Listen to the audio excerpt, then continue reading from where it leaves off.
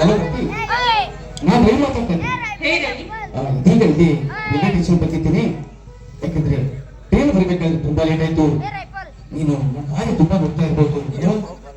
ಆಯ್ತು, ಫೋನ್ ಮಧ್ಯಾಹ್ನಕ್ಕೆ ಬರ್ತೀನಿ. ಆಯ್ತು ಚಿನ್ನ.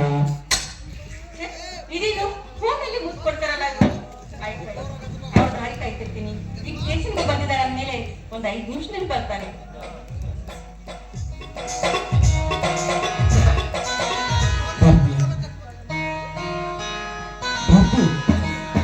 ಬಂಗಾಳದಲ್ಲಿ ಬಂದೆ.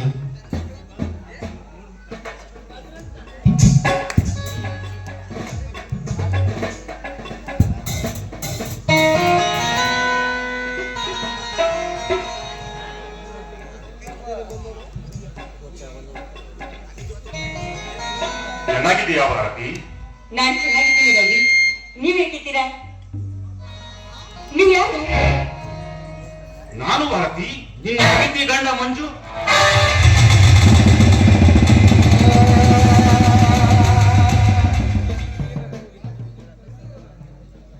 ಭಾರತಿ, ನೀ ಚೆನ್ನಾಗಿದೆ ಅಂತ ನನಗೆ ಚೆನ್ನಾಗಿ ಗೊತ್ತು. ಭಾರತಿ, ನಾನು ಯುದ್ಧದಲ್ಲಿ ಸತ್ತಿದ್ದರೆಂದು ಸುಳ್ಳು ಸುದ್ದಿ ಎಬ್ಬಿಸಿದ್ದರು ಭಾರತಿ. ಅಂದ್ರೆ ನೀವು ಯುದ್ಧ ಮಾಡುವಾಗ ವೈರಿಗಳು ನಮ್ಮ ಮೇಲೆ ಭಾವಿಸಿದರು. ಸಿಡಿದವನ್ನು ತೆರಿಗೆ ಪೆಟ್ಟು ಬಿತ್ತು. ಅಲ್ಲೇ ನಾವು ಪ್ರತಿಜ್ಞೆ ತೆತ್ತು ಬಿದ್ದೆ. ಸಾವಿರಾರು ಸೈನಿಕರ ಅಂತ್ಯಕ್ರಿಯೆಯಲ್ಲಿ ಮಂಜುನೇ ಇದ್ದಾನಂತೆ ತೀರ್ಮಾನವಾಯಿತು. ಮುಂದೆ ನನ್ನ ಯಾರು ಪುಣ್ಯವಂತರು ಕರೆದುಕೊಂಡು ಹೋಗಿ, ನೀನು ಯಾರು, ನಿನ್ನ ಹೆಸರೇನು, ಊರು ಯಾವ ಅಂತ ಕೇಳಿದ್ರು ನನಗೆ ಹೇಳುವ ಪ್ರತಿಜ್ಞೆ ಇರಲಿಲ್ಲಂತೆ. ಒಂದು ಬಹುದಿನಗಳ ನಂತರ ನನಗೆ ಪ್ರತಿಜ್ಞೆ ಬಂತು. ಪ್ರತಿಜ್ಞೆ ಬಂದಾಗ ನೇರವಾಗಿ ನಿನ್ನ ಮುಖ ನೋಡಬೇಕಂತ ಹಂಬಲಿಸಿ ಓಡಿ ಬಂದೇ ಭಾರತಿ. ಸಮಾಜ, ಸರ್ಕಾರ, ಪತ್ರಿಕೆಗಳು ಮಂಜು ಸತ್ತನೆಂದು ಹೇಳಿದ್ರು ನೀನು ನಾನು ಸತ್ತಿಲೆಂದು ತಿಳಿದುಕೊಂಡಿದ್ದೀಯ. ನಿಜವಾಗಿ ನಾನು ಸತ್ತಿದೆಂದು ನೀನು ತಿಳಿದುಕೊಂಡಿದ್ರೆ ಇನ್ನು ನಿನ್ನ ಕೊರಳಲ್ಲಿ ತಾಳಿ ಇರ್ತಾ ಇರಲಿಲ್ಲ. ಇನ್ನು ನಿನ್ನ ಕೊರಳಲ್ಲಿ ತಾಳಿ ಇದೆಯ ಅಂದ ಮೇಲೆ ನಾನು ಬದುಕಿನೆಂದು ತಿಳಿದುಕೊಂಡಿದ್ದೀಯ. ಭಾರತಿ, ನಮ್ಮ ಪ್ರೀತಿ ಪ್ರೇಮ ಎಷ್ಟೊಂದು ಪವಿತ್ರವಾಗುವುದು. ಯಾವ ದಿನ ಇದೇ ಹೂವ ಮಂಚು, ಇದೇ ಬಣ್ಣದ ಸೀರೆ, ಯಾವ ದಿನ ಬಳಿ ಕೊಟ್ಟು ಅಲ್ಲಿಂದ ಇಲ್ಲಿವರೆಗೆ ನನ್ನ ಸಲುವಾಗಿ ದಾರಿ ಕೈತಂದ ಮೇಲೆ ನೀ ನನ್ನ ಹೆಂಡತಿಯಾಗುವುದು 7 ಜನ್ಮದ ಪುಣ್ಯ ಭಾರತಿ, 7 ಜನ್ಮದ ಪುಣ್ಯ. ಮಾತನಾಡೋ ಭಾರತಿ, ಮಾತನಾಡೋ. ನನ್ನ ಮೇಲೆ ಏನಾದರೂ ತಪ್ಪು ತಿಳಿದುಕೊಂಡಿಯಾ? ನನ್ನ ಗಂಡ 3 ವರ್ಷದಿಂದ ಬರಲಿಲ್ಲ. ಅಲ್ಲೇ ಎಲ್ಲಾದರೂ ಒಂದು ಹೆಣ್ಣು ನೋಡಿ ಮದುವೆಯಾಗೆಂದು ತಿಳಿದುಕೊಂಡಿದ್ಯಾ? ಇಲ್ಲ ಭಾರತಿ, ನಾನು ಅಂತ ಕೆಲಸ ಮಾಡಿಲ್ಲ. ನೀನು ಅಂತ ಕೆಲಸ ಮಾಡಿಲ್ಲ ಎಂದರೆ ನಾನೇಕೆ ಮಾಡಲಿ? ಪ್ರೀತಿ ಹೆಂಡತಿ ಇರುವಾಗ ಗಂಡ ಮತ್ತೊಂದು ಮದುವೆ ಆಗಬಾರದು. ಗಂಡನಿದ್ದ ಮೇಲೆ ಹೆಂಡತಿ ಮತ್ತೊಂದು ಮದುವೆ ಆಗಬಾರದು. ಅಂತ ಹೊಲಸ ಕೆಲಸ ಮಾಡವರು ಜಾರಣಿ ಮಕ್ಕಳು ಭಾರತಿ, ಜಾರಣಿ ಮಕ್ಕಳು.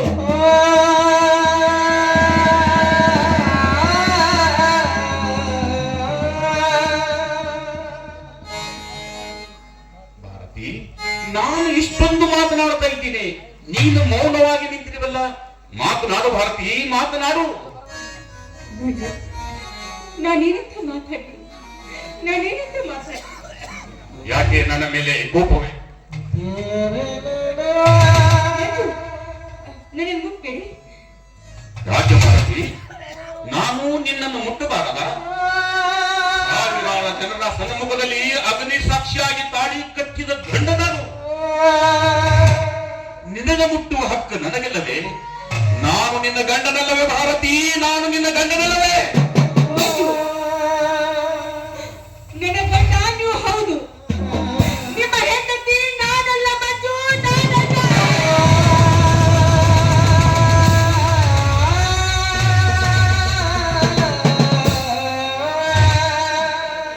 ಅಂದರೆ ನಿನ್ನ ಮಾತಿನ ಅರ್ಥ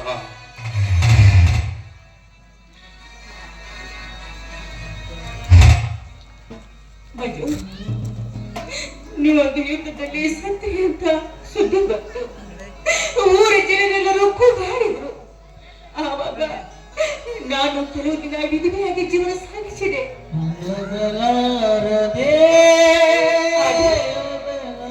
ಸ್ವಲ್ಪ ದಿನದ ನಂತರ ಆ ವಿಧಿಯು ನನ್ನ ಇತಿಹಾಸ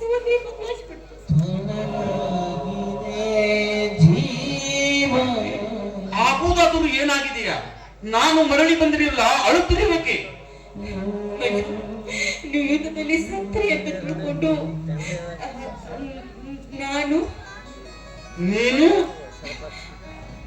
ನಾನು ಸ್ವಲ್ಪ ದಿನದ ಹಿಂದೆ ಮರು ಮದುವೆ ಮಾಡಿಕೊಂಡೆ.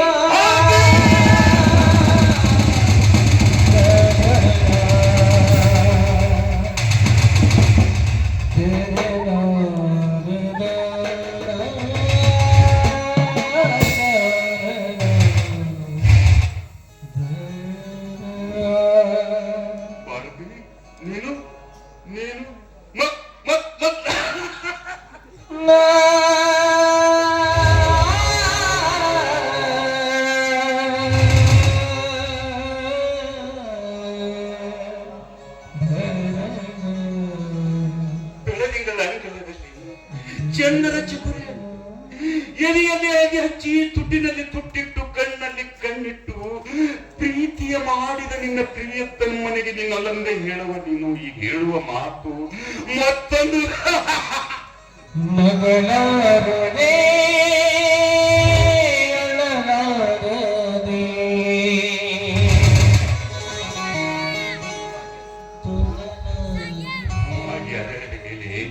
ಮಕರವಂದವಾಗಿ ಹಿರಿವ ತುಂಬಿದೆ. ನಿನ್ನ ಭಾವನ ಚಿತ್ರದಲ್ಲಿ ಪೂಜಿಸುವ ಪ್ರಿಯತಮ್ಮನಿಗೆ ನೀನು ಹೇಳುವ ಮಾತು ಮತ್ತೊಂದು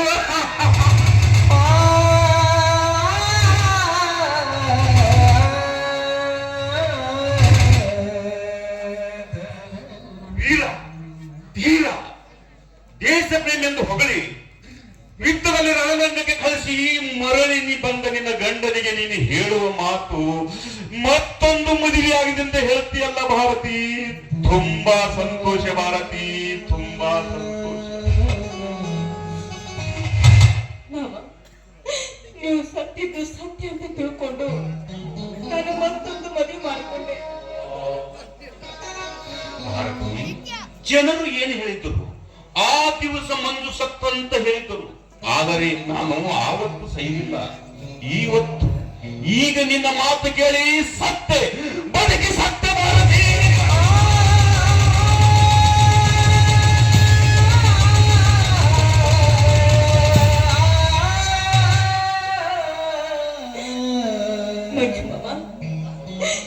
ದಯವಿಟ್ಟು ಹೀಗೆಲ್ಲ ಮಾತಾಡಬೇಡಿ. ತಪ್ಪು ನಿನ್ನದಲ್ಲ.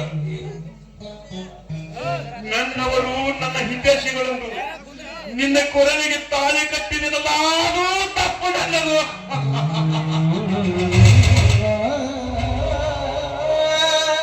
ನೋಡಿ, ನಾನು ಮಾಡಿದ್ದು ತಪ್ಪು ಅನಿಸಿದ್ರೆ, ನನ್ನ ಮೇಲೆ ನಿಮ್ಗೇನಾದ್ರೂ ಕೋಪ ಇದ್ರೆ ನನ್ನ ಕತ್ತುಸಿಗೆ ಕೋತಿ ಬಿಡಿ ಮಾವ,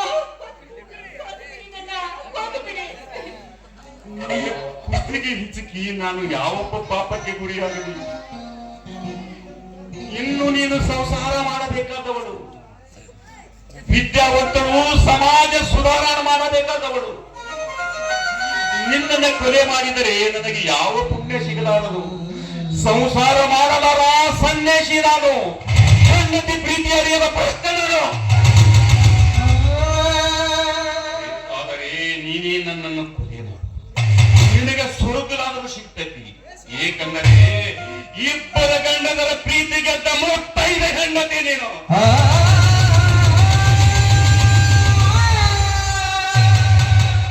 ಮಾವ, ಹೀಗೆಲ್ಲ ಮಾತಾಡಬೇಡಿ. ಕೋಪದಲ್ಲಿ ಈ ರೀತಿ ಮಾತಾಡಬೇಡಿ. ನಿಮ್ಮ ಮನವನ್ನು ನೋಯಿಸಬೇಕು ಅಂತ ನಾನು ಈ ರೀತಿ ಮತ್ತೊಂದು ಮದುವೆ ಮಾಡ್ಕೊಂಡಿಲ್ಲ. ನೀವು ಸತ್ರಿ ಅಂತ ತಿಳ್ಕೊಂಡು ನಾನು ಮತ್ತೊಂದು ಮದುವೆ ಮಾಡ್ಕೊಂಡೆ. ನಿಮ್ಗೇನಾದ್ರೂ ನನ್ನ ಮೇಲೆ ಕೋಪ ಇದ್ರೆ ನೀವು ಎಂತ ಶಿಕ್ಷೆ ಕೊಟ್ಟರು ನಾನು ಅನುಭವಿಸ್ತೀನಿ. ನಾನೇನು ಶಿಕ್ಷೆ ಕೊಡಲಿ? ನೀನು ನನ್ನನ್ನು ಮಾತನಾಡಿಸಿಕೊಡ್ಬೇಕು ಅಷ್ಟೇ. ಹೇಳಿ ಬಾಬಾ, ನಾನೇನ್ ಮಾಡ್ಬೇಕು? ನಿಮ್ಮ ಮಾತು ನಡೆಸ್ಕೊಡ್ತೀನಿ. ನಾನು ಬೇಕಾದ್ರೆ ನನ್ನ ಪ್ರಾಣ ಬೇಕಾದ್ರೂ ಕೊಡ್ತೀನಿ. ಹೇಳಿ. ಪ್ರಾಣ ಕೇಳುವ ಖಡ್ಗ ನಾನಲ್ಲ. ನನ್ನ ಮಾತು ನಡೆಸಿಕೊಡುತ್ತೆ ನನಗೆ ವಚನ ಕೊಡು. ಆಯ್ತು ಮಾವ, ವಚನ ತೆಗೆದುಕೊಳ್ಳಿ. ನಾನೇನ್ ಮಾಡ್ಬೇಕು ಹೇಳಿ. ಹಾಗಾದರೆ ಇವತ್ತಿನ ದಿನ ನಾನು ನಿನಗೆ, ನೀವು ನನಗೆ, ನಾನೊಬ್ಬ ನಿನ್ನ ಮಗ ಆಗಬೇಕು ಭಾರತಿ. ನಿನ್ನ ಮಗ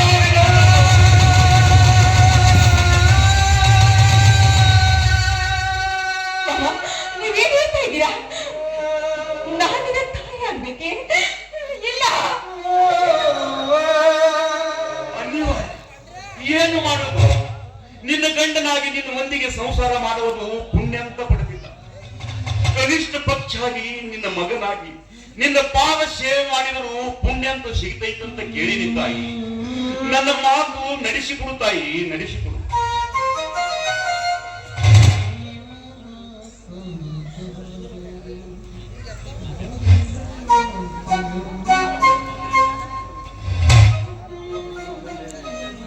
ಹಲೋ ಭಾರತಿ, ಭಾರತಿ ಯಾರವರು? ಇವರು ಏ ಮಿಸ್ಟರ್, ಯಾರು ನೀವು? ನಮ್ಮ ಭಾರತಿಗೆ ಏನಾಗಬೇಕು ನೀವು? ನಾನು ಅವರಿಗೆ ಏನಾಗಬೇಕಂತ ಅವರ ಬಾಯಿನ ಕೇಳಿ. ಭಾರತಿ ಯಾರವರು? ರವಿ, ಇವರು ಹಾ, ನಾನೇ ಹೇಳ್ತೀನಿ ನೋಡ್ರಿ. ನಾನು ಇವರಿಗೆ ಮಗ ಆಗಬೇಕು. ಓ, ಮಗನಾಗಬೇಕಾ? ಹಾ, ಹೆತ್ತವರನ್ನ ಕಳೆದುಕೊಂಡ ಮೇಲೆ ನನ್ನ ಭಾವನೆಗಳನ್ನು ನಾನು ಪಡೆದುಕೊಂಡ ತಾಯಿ, ನನ್ನ ತಾಯಿಗೆ ಮಾತಾಡಿಸಬೇಕು ಹೋಗಬೇಕಂತ ಬಂದೀನಿ. ನಮ್ಮವನ ಗಂಡ ನಮ್ಮಪ್ಪ ಹೇಗಿರ್ಬೇಕಂತ ನೆನೆಸುವುದರೊಳಗಾಗಿ ದೇವರ ಬಂದಿಗೆ ಎದುರಿಗೆ ನಿಂತು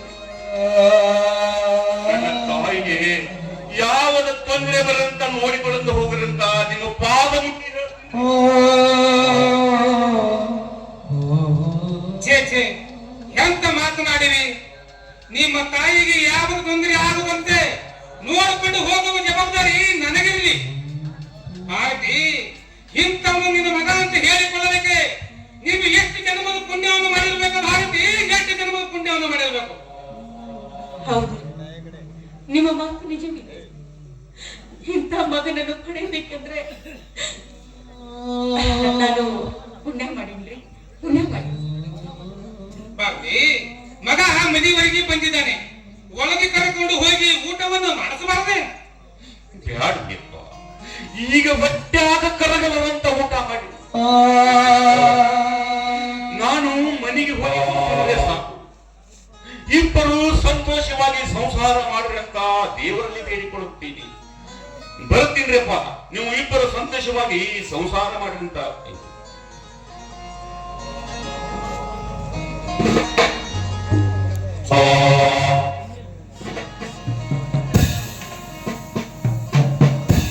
ನಗತೈತಿ ದೈವಾಲಿ, ಅಳತೈತಿ ಜೀವಾಲಿ. ನಗತೈತಿ ದೈವಾಲಿ, ಅಳತೈತಿ ಜೀವಾಲಿ. ಕಣ್ಣು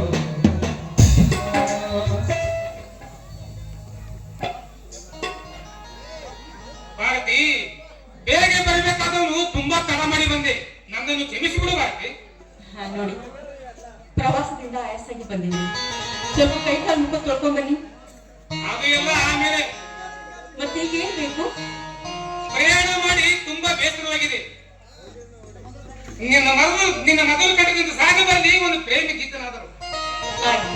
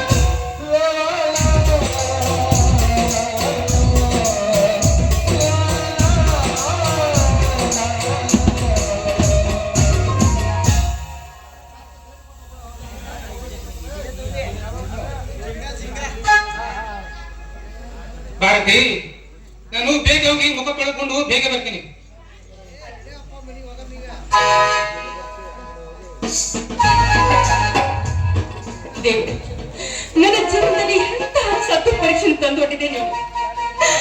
ಯಾವ ತಪ್ಪಿಗಾಗಿ ಅಂತ ಸತ್ತು ಪರೀಕ್ಷೆ? ನಾನೇನ್ ಮಾಡ್ಲಿ? ನಾನು ಯಾವ ನಿರ್ಧಾರ ಮಾಡ್ಲಿ?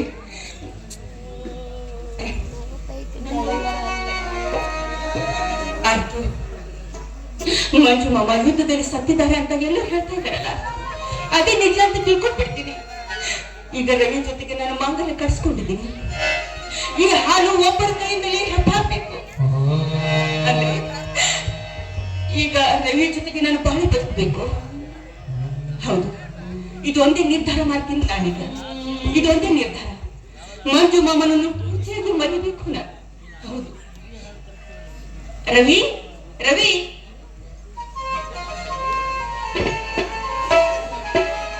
ಏನ್ ಮಾಡ್ತಾ ಇದ್ರ ಒಳಗಡೆ? ಹಲೋ, ಒಳಗಡೆ ಮುಖ ತೊಳೆದುಕೊಂಡು ರೇಟ್ ತಗೊಂಡ್ರೆ.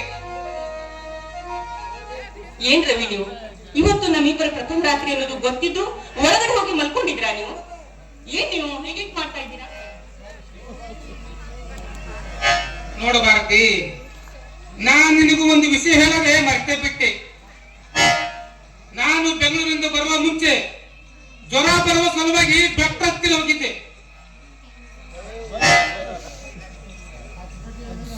ಏನ್ ಹೇಳಿದ್ರು ಡಾಕ್ಟರ್? ನಾನು ನನ್ನ ಗೆಳೆಯನು ಡಾಕ್ಟರ್ ಹತ್ತಿರ ಹೋದಾಗ ನನ್ನ ಗೆಳೆಯನ ಮುಂದೆ ಡಾಕ್ಟರ್ ಹೇಳ್ತಾ ಇದ್ರು, ನಾನು ಮರಿಯಾಗಿ ನಿಂತು ಕೇಳಿಸಿಕೊಂಡೆ. ಏನಂತ ಹೇಳಿದ್ರು? ಡಾಕ್ಟರ್ ಹೇಳ್ತಾ ಇದ್ರು, ಭಾರತಿ ನಿನಗೆ ಕ್ಯಾನ್ಸರ್ ಇದೆ ಅಂತ. Bharati,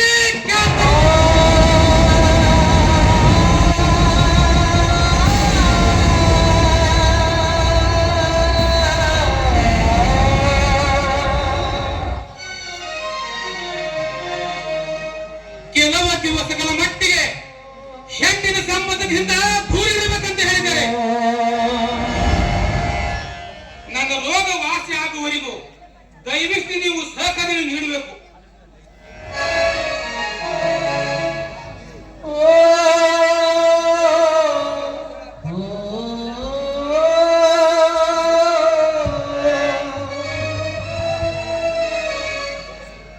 I am very sorry.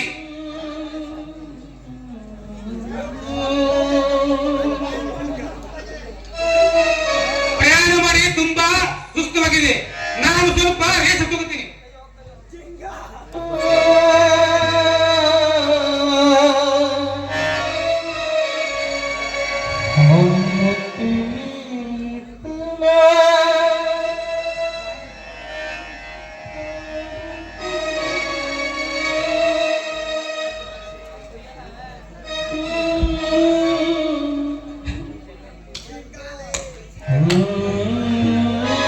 ಮೆಚ್ಚಿದೆಯೇ ಬ್ರಹ್ಮ, ಮೆಚ್ಚಿದೆಯೇ ನಿನ್ನ ಲಿಖಿತಕ್ಕೆ? ಅದ್ಯಾವ ರೀತಿಯಾಗಿ ನನ್ನ ಲಿಖಿತವನ್ನು ಬರೆದು ಬಿಟ್ಟಿದೆಯಾ ನೀನು? ಅದ್ಯಾವ ರೀತಿಯಾಗಿ ಬರೆದು ಬಿಟ್ಟಿದೆಯಾ ನೀನು? ಮೆಚ್ಚಬೇಕು ನಿನ್ನ ಲಿಖಿತಕ್ಕೆ. ಮಾಡಿಕೊಂಡ ಗಂಡನ ಹೃದಯದಲ್ಲಿ ಪ್ರೀತಿಯನ್ನು ನಾನು ಬೆಳೆಸಬೇಕಂತ ಅದೆಷ್ಟು ಪ್ರಯತ್ನ ಪಟ್ಟಿಲ್ಲ. ಒಬ್ಬರಲ್ಲ ಇಬ್ಬರು ಗಂಡಂದಿರನ್ನು ಕೊಟ್ಟೆ ನನಗೆ. ಮೊದಲೇ ಗಂಡ ಬಂಗಾರದ ಮುಂದೆ ಬೆಲೆ ಕಪ್ಪಲಿಕ್ಕೆ ಆಗುವುದಿಲ್ಲ. ಅವರಲ್ಲಿ ನನ್ನ ಪ್ರೀತಿ ಉಳಿಯಲಿಲ್ಲ, ಏನು ಪ್ರಯೋಜನವಾಗಲಿಲ್ಲ. ಇನ್ನೊಬ್ಬ ಗಂಡ ಕೂತು ಬಿದ್ದ ಮಡಿಕೆ, ಅವನಲ್ಲಿ ನನ್ನ ಪ್ರೀತಿ ನಿಲ್ಲಬಹುದೇನು? ಮೆಚ್ಚಬೇಕು ನಿನ್ನ ಲಿಖಿತಕ್ಕೆ. ಒಬ್ಬರಲ್ಲ ಇಬ್ಬರು ಗಂಡಂದಿರನ್ನು ಕೊಟ್ಟೆ, ಅವರಿಂದ ಬಹಳಷ್ಟು ದೂರ ಇಟ್ಟೆ. ನನ್ನ ಮೆಚ್ಚಬೇಕು ನಿನ್ನ ಲಿಖಿತಕ್ಕೆ, ಮೆಚ್ಚಬೇಕು. ಮನೆಯಲ್ಲಿ ಪಕ್ಕದಲ್ಲಿ ಗಂಡನಿದ್ರು ಕೂಡ ಮಿಂಡನ ಜೊತೆಗೆ ಸರ್ಸ ಮಾಡುವ ಅದೆಷ್ಟು ಹೆಣ್ಣು ಮಕ್ಕಳನ್ನು ಅದೆಷ್ಟು ಅವಕಾಶಗಳನ್ನು ಮಾಡಿಕೊಟ್ಟೆ ನೀನು. ಕಣ್ಣು ಮುಂದೆ ಗಂಡನಿದ್ದರು ಮುಟ್ಟಲಾರ್ದಷ್ಟು ದೂರ ಇಟ್ಟೆ ನನ್ನ. ಮೆಚ್ಚಬೇಕು ನಿನ್ನ ಲಿಖಿತಕ್ಕೆ, ಮೆಚ್ಚಬೇಕು ನಿನ್ನ. ದೇವರೇ, ನನ್ನ ಯಾವ ತಪ್ಪಿಗಾಗಿ ನನಗಿಂತ ಶಿಕ್ಷೆ ಕೊಟ್ಟೆ ನೀನು. ಹುಟ್ಟುತ್ತಲೇ ತಾಯಿಯಿಂದ ದೂರ ಮಾಡಿದೆ ನನ್ನ. ತಂದೆ ಪ್ರೀತಿಯಲ್ಲಿ ಬೆಳೆದೆ ನಾನು. ಮಾವ ಅವನ ಜೊತೆಗೆ ಸಂತೋಷವಾಗಿ ಕಾಲ ಕಳೆಯಬೇಕಂದ್ರೆ ಆ ಸುಖನು ಕಸ್ಕೊಂಡು ಬಿಟ್ಟೆ ನೀನು. ಏನೇ ಗಂಡನ ಜೊತೆಗೆ ಆದ್ರೂ ನೆಮ್ಮದಿಯಿಂದ ಬಾಳ್ಬೇಕಂದ್ರೆ ಮತ್ತೊಂದು ದುರ್ಘಟನೆ ತಂದಿಟ್ಟೆ ನನ್ನ ಜೀವನದಲ್ಲಿ. ನೀನು ಮೆಚ್ಚಬೇಕು ನಿನ್ನ. ನನ್ನ ಜೀವನ ಹೇಗಾಗಿದೆ ಗೊತ್ತಾ? ನನ್ನ ಜೀವನ ಹೇಗಾಗಿದೆ ಗೊತ್ತಾ? ಒಂದು ಹಾರುವ ಹಕ್ಕಿಯನ್ನು ತಂದು ಅದರ ರೆಕ್ಕೆ ಪುಕ್ಕವನ್ನು ಕತ್ತರಿಸಿ ಒಂದು ಪಂಜರದಲ್ಲಿ ಅದಕ್ಕಿಟ್ಟು ಇತ್ತ ಕಡೆ ಹಾರಲು ಆಗದೆ ಇತ್ತ ಕಡೆ ಬದುಕಲು ಆಗದೆ ಆ ಪಂಜರದಲ್ಲಿ ಆ ಹಕ್ಕಿ ಅದ್ಯಾವ ರೀತಿಯಾಗಿ ವಿಲವಿಲನೆ ಒದ್ದಾಡ್ತದೆಯೋ ಆ ರೀತಿ ನನ್ನ ಜೀವನವನ್ನು ಮಾಡಿಬಿಟ್ಟೆ ನೀನು. ಆ ರೀತಿ ನನ್ನ ಜೀವನವನ್ನು ಮಾಡಿಬಿಟ್ಟೆ ನೀನು. ಬೆಚ್ಚಬೇಕು ನಿನ್ನ ಲಿಖಿತಕ್ಕೆ.